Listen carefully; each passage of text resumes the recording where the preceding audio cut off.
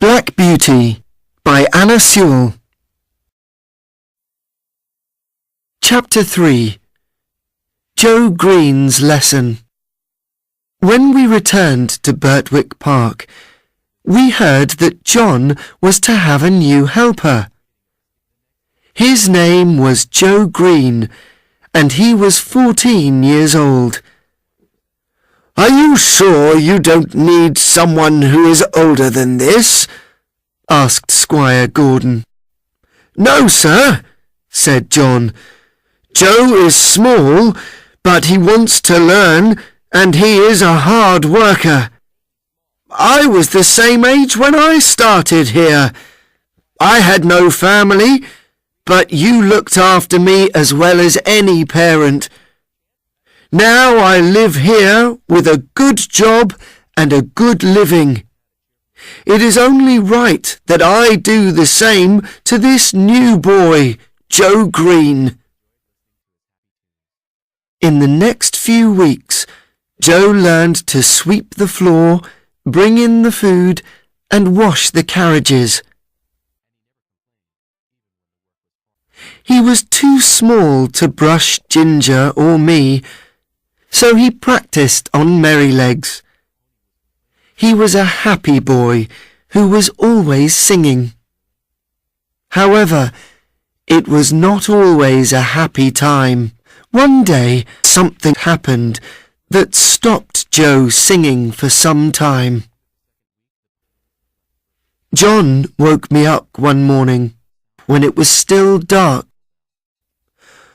Almost before I could open my eyes, he was riding me past the house.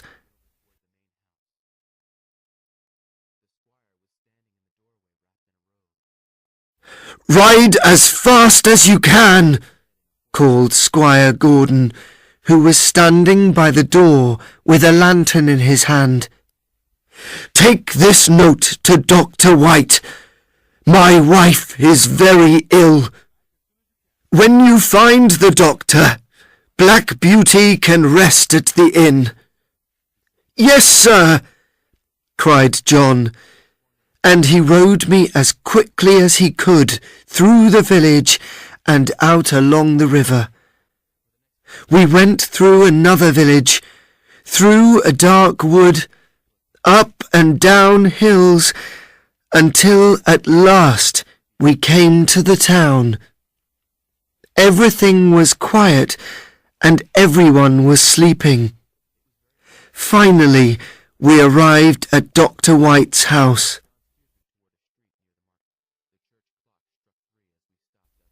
John knocked loudly on the doctor's door.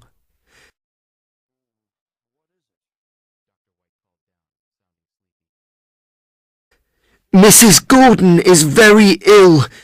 You must come now," said John, passing the doctor the note. "I will come at once, but I have a problem. My son has taken my horse, and I do not have another. Can I ride yours? He's very hot because he has run all the way here, but I think it's the only way to save Mrs. Gordon.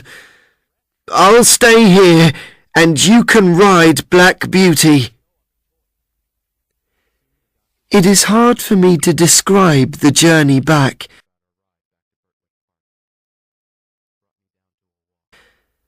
The doctor was heavier than John and not such a good rider.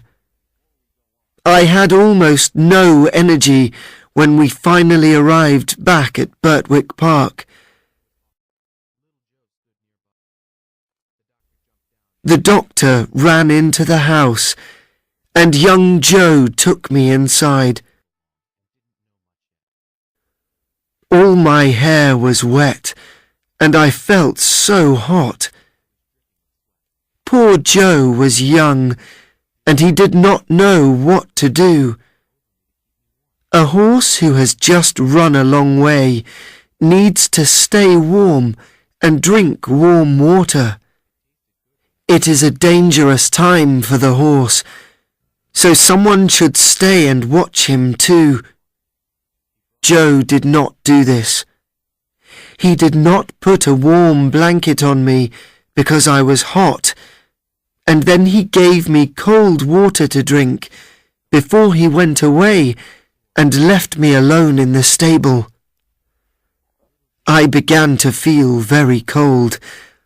All my body ached. I lay down and tried to sleep. When I woke up, John was at my side. It was difficult for me to breathe.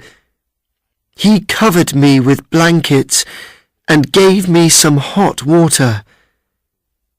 He then stayed with me night and day.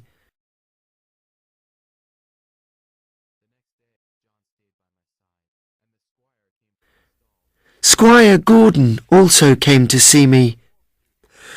"Poor Black Beauty, you saved my wife's life, and now you are as ill as she was."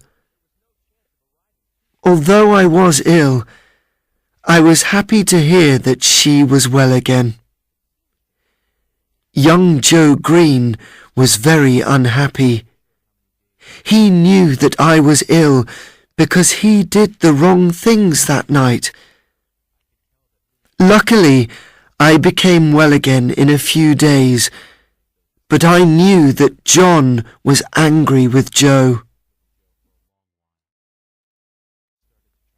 A few weeks later, Joe took me out to take a message to a neighbour.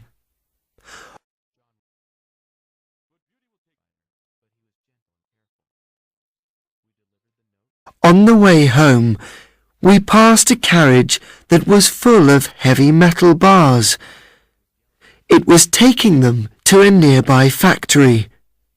The wheels of the carriage could not move because the carriage was so heavy and there was thick mud on the road. 2 horses were trying to pull the carriage, but they could not. The driver was hitting them hard with a whip. "Stop, please," said Joe. "The wheels will not move in this mud." "Be quiet," said the driver rudely. "I can help you take some of the metal from the carriage, then it will move," said Joe. "Go away," said the driver. "I know what I'm doing." He continued to hit the horses. Joe quickly rode me to the factory and found the manager. Joe told him what the man was doing. "Thank you, Joe," said the manager. "I'll deal with the man. Will you tell the police what you saw?" "Yes, I will," said Joe.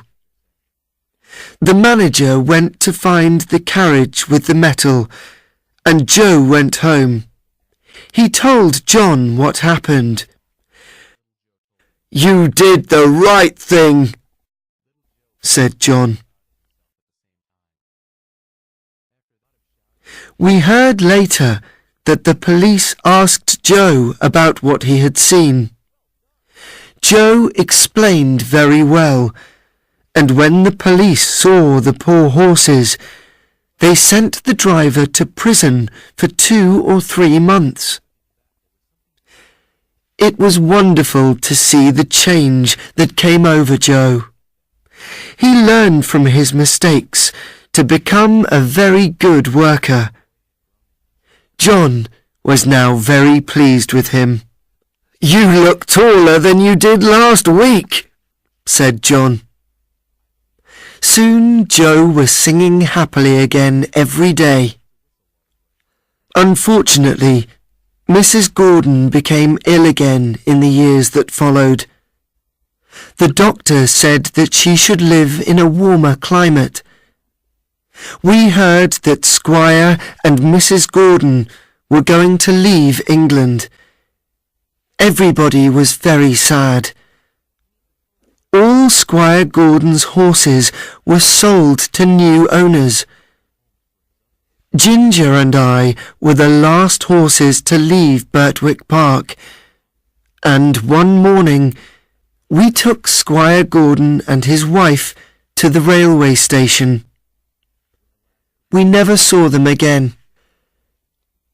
Ginger and I found out that we were going to live at Earlshall Park, the home of a rich earl called Smythe.